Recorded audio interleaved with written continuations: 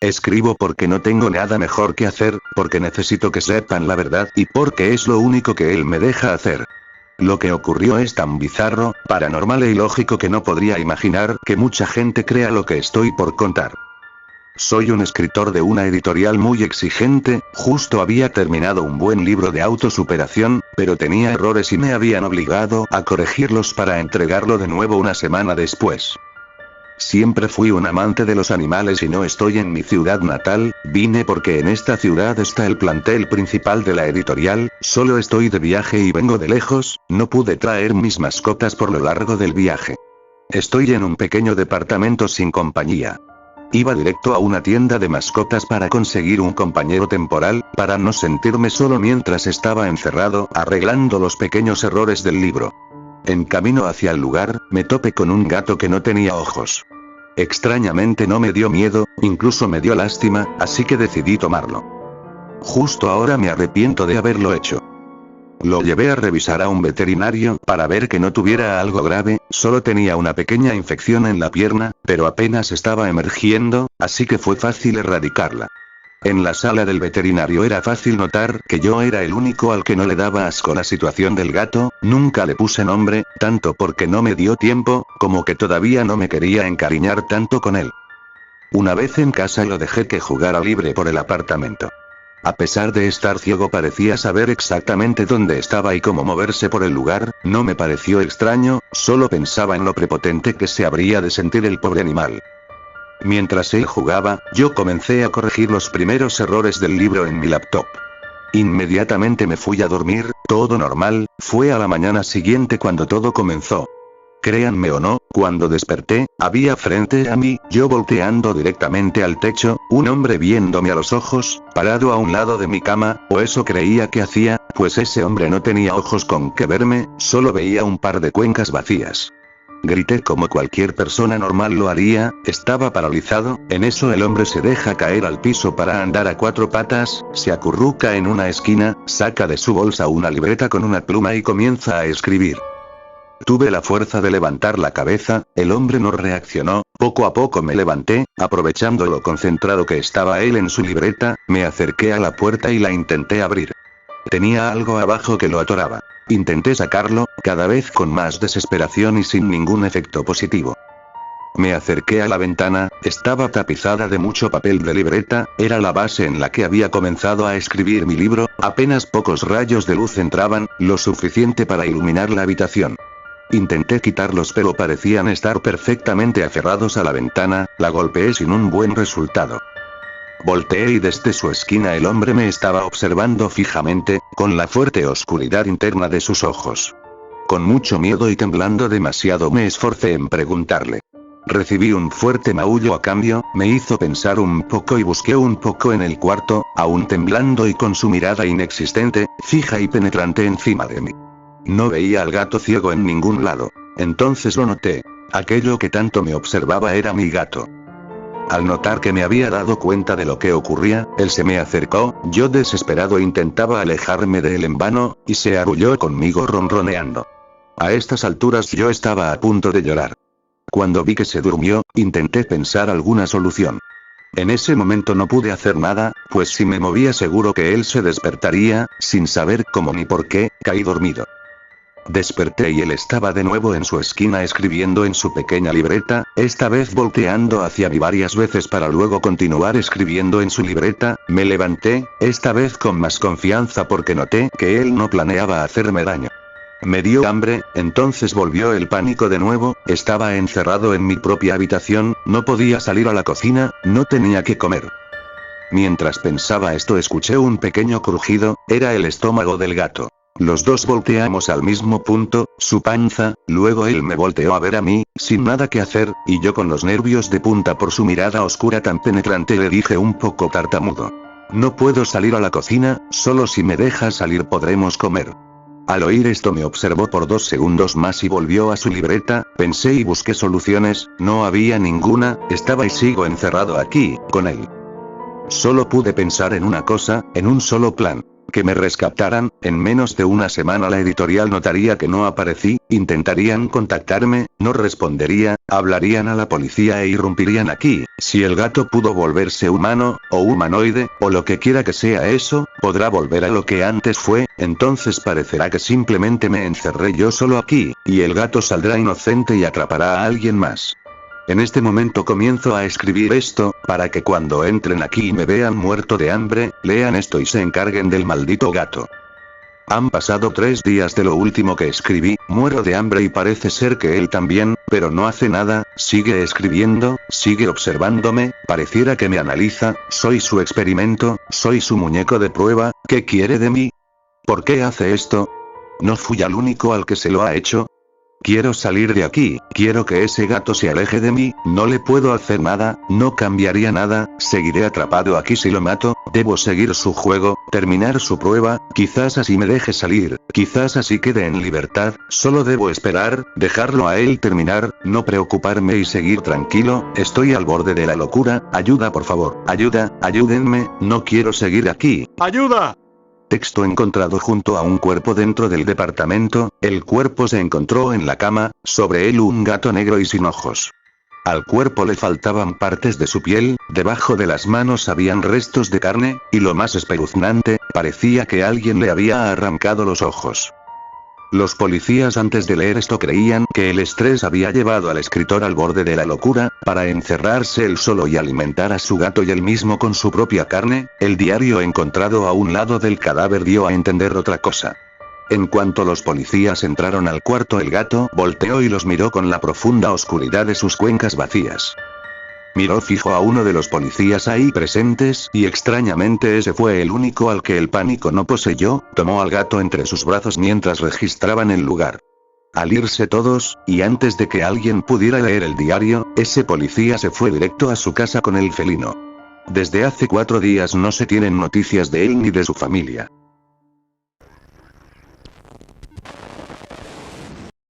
Durante mi niñez, mi familia era como una gota de agua en un gran río. Nunca permanecíamos en un solo lugar por mucho tiempo. Nos mudamos a Rhode Island cuando tenía 8 años, y permanecimos ahí hasta que fui a la universidad en Colorado Springs.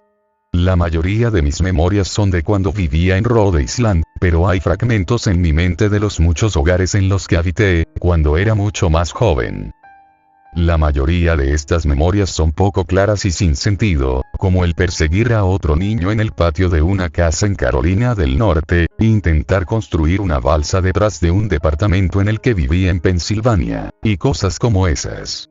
Pero hay un puñado de memorias que permanecen tan claras como el vidrio, como si hubiesen ocurrido ayer. Vivíamos en una casa en las afueras de la bulliciosa ciudad de New Vineyard, Maine. Era una casa grande, en especial para una familia de 3. Había una serie de cuartos que estaban totalmente desocupados, a los cuales no entré durante el tiempo en el que viví en esa casa. Supongo que era un desperdicio de espacio, pero era lo único que pudo rentar mi papá, es que quedaba cerca de su trabajo. Recuerdo que, en el día después de mi cumpleaños, tuve una fiebre tremenda.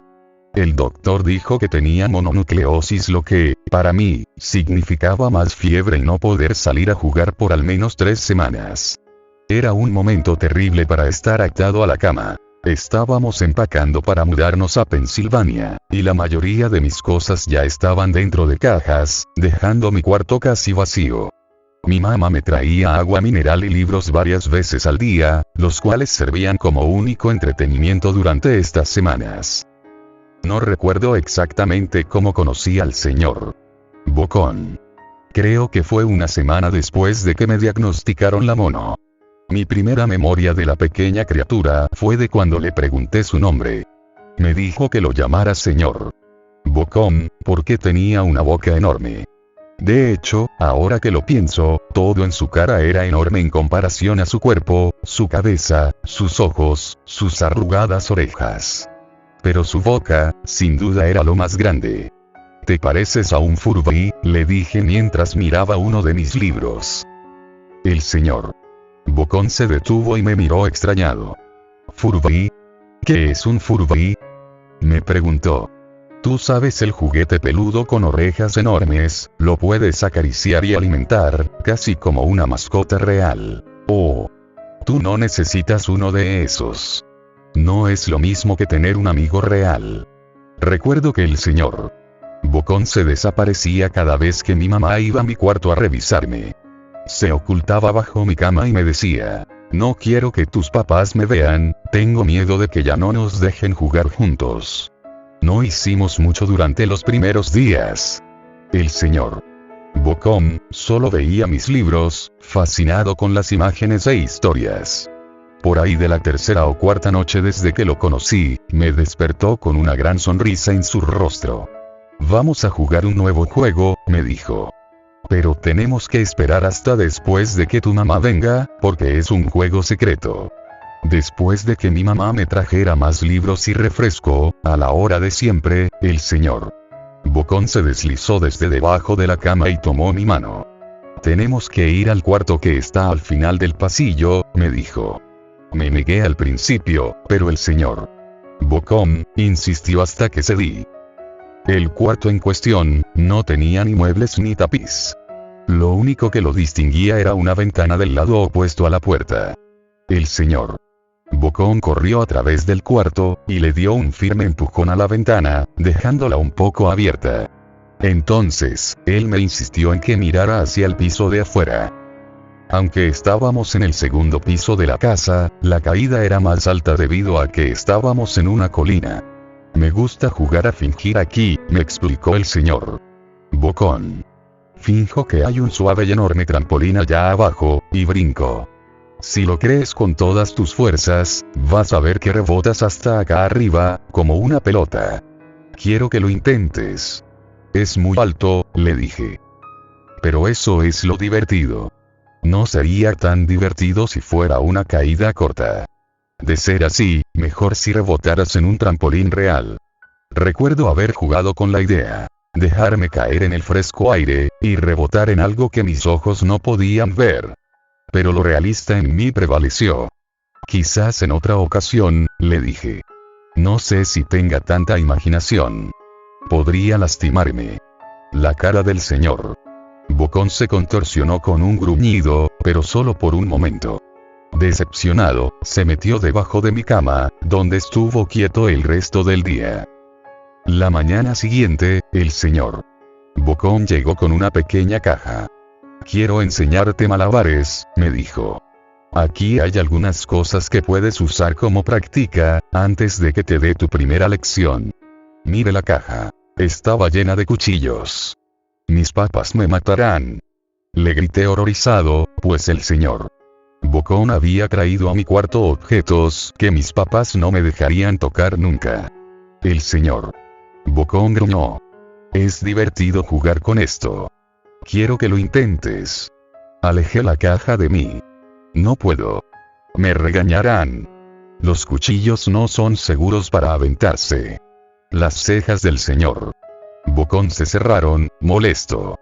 Tomó la caja con los cuchillos, y se metió debajo de la cama, otra vez, durante todo el día. Me empezaba a preguntar qué tan seguido se la pasaba debajo de mí. Desde ese entonces, empecé a tener problemas para dormir. El señor Bocón me despertaba en la noche diciéndome que había puesto un trampolín real debajo la ventana, uno enorme que no podía ver en la oscuridad. Siempre me negué y trataba de volver a dormir, pero el señor Bocón persistía.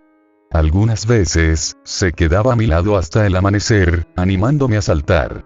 Ya no era tan divertido jugar con él.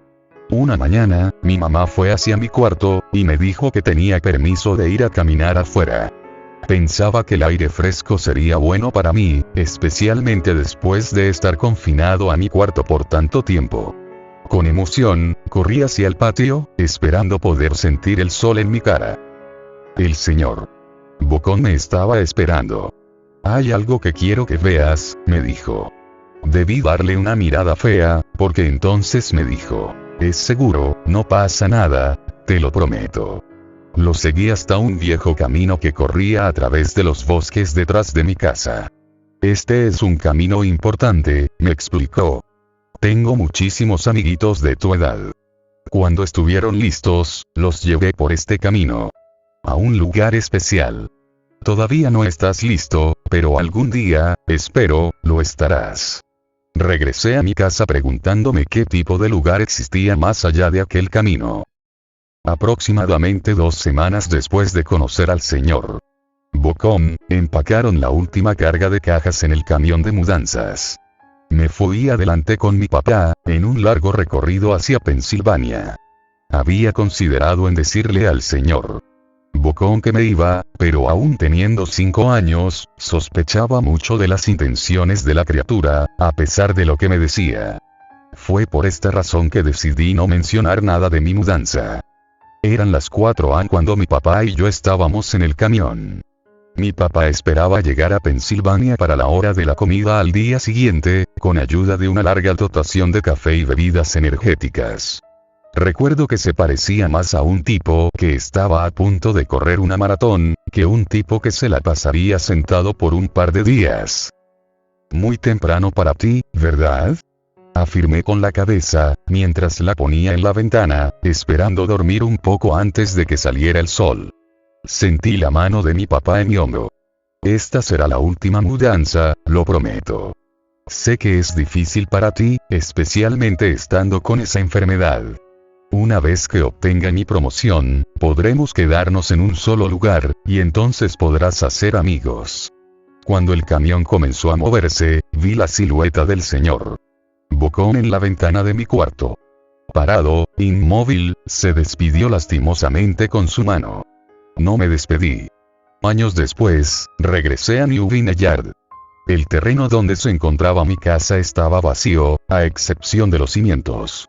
Resulta que la casa se quemó algunos años después de que yo y mi familia nos fuimos. Por curiosidad, busqué el camino que el señor Bocón me enseñó, y al encontrarlo, decidí seguirlo. Una parte de mí esperaba que el señor Bocón saltara sobre mí de repente, y me espantara dándome un infarto, pero tenía la sensación de que el señor Bocón ya no se encontraba en ese lugar, como si de alguna manera él estuviese atado a la casa que ya no existe. El camino llevaba a uno de los cementerios de New Vineyard. Al ver muchas de las tumbas, pude darme cuenta que la mayoría pertenecía a niños no mayores de 9 años.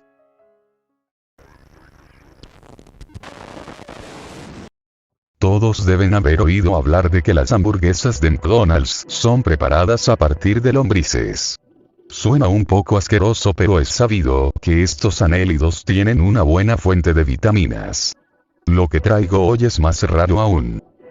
Todo comenzó debido a una publicación en la página web de la Universidad Estatal de Michigan. La noticia aseguraba que la carne que utiliza McDonald's para sus hamburguesas proviene de unos auténticos bultos sin patas y sin cuernos, que son alimentados por medio de tubos conectados a sus estómagos, y que de hecho no tienen huesos, sino un poco de cartílagos que nunca llegan a desarrollarse. Quienes los han visto, aseguran que son cosas muy desagradables, pues además de permanecer inmóviles toda su vida, no tienen ojos, ni cola y prácticamente no tienen pelo. De hecho, su cabeza es del tamaño de una pelota de tenis, y lo único que sobresale es lo que les queda de boca. La manipulación genética de la cual son resultado, los convierte en verdaderas cosas inanimadas con una horripilante apariencia gelatinosa. Cuando el gobierno intentó obligarlos a retirar de sus anuncios que sus hamburguesas tenían carne de res, ellos argumentaron que en latín res significa cosa, y que ellos producían carne de cosa, por lo que argumentaron que sí podían decir que era carne de res. Por eso, McDonald's se permite el lujo de anunciar que lo que le meten a sus hamburguesas es 100% carne de res, o sea carne de cosa, es decir, de esas cosas que se sabe hacen crecer en establos y con procedimientos de dudosa ética.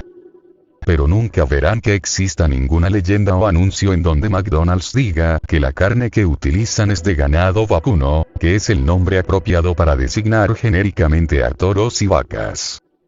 Lo peor de todo esto, no es que McDonald's utilice la manipulación genética para lograr mayor producción, sino que dicha carne produce efectos secundarios en la salud. Las sustancias y toxinas que desarrollan las cosas que cría McDonald's, producen con el paso del tiempo daños irreversibles en la salud. Los primeros efectos se sienten al día siguiente de haber comido hamburguesas de McDonald's. Gran cantidad de personas sufre de indigestión y colitis. Pareciera que esos síntomas son intrascendentes, pero con el paso de los años, los efectos secundarios reales e irreversibles se manifiestan. Es un fenómeno similar al SIDA, ya que se incuba y permanece escondido durante muchos años, hasta que poco a poco va mostrando sus efectos perniciosos. Aunque todavía no existe un número grande de personas afectadas, se ha sabido que en lugares como Canadá, Australia y por supuesto Estados Unidos, grupos de científicos especializados en la materia, relacionan al consumo de hamburguesas de McDonald's con el síndrome de Alzheimer, entre otros muchos padecimientos cuyo origen parecía no estar relacionado con otras causas. Las autoridades de la universidad se disculparon por la noticia y declararon que todo habría sido una broma de un hacker. Obviamente que si los responsables de McDonald's aportan un pequeño porcentaje de sus ganancias a la universidad, ésta se retractaría de cualquier anuncio e inventaría cualquier excusa tonta. Además se encontró que la carne de cosa es alimentada con cadáveres muertos de la misma especie.